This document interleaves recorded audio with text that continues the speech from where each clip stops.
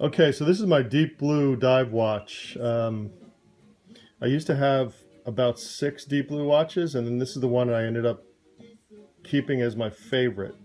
This has the T100 tritium tubes on all the indices, on the hours, and also the hands.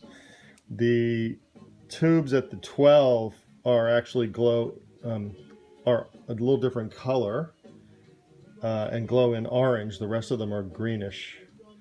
And if you don't know, tritium's not used much these days. As you know, the vintage Rolexes and things have tritium dials.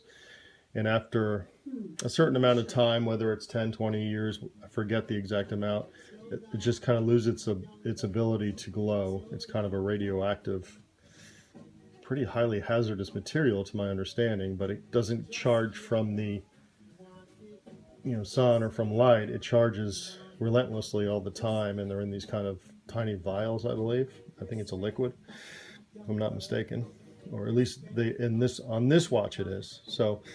Um, so anyway, I love the retro look of this watch with the matte black dial, the tritium lume, and it kind of has that old dive watch retro look to it. My understanding and recollection is it is I know it's an automatic movement, and I cannot recall if it's an ETA or a Seiko movement or Citizen movement, but it's an automatic. And it's a 45 millimeter, I believe, without looking specs up. The only negative I would say is the watch is very thick or high.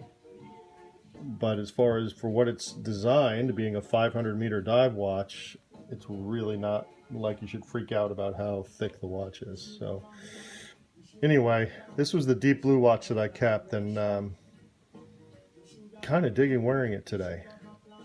Have never put it on this Bond NATO strap. It came on a solid black NATO, but it looks really good on this one. All right, deep blue T100 500-meter tritium dive watch. Have a good weekend.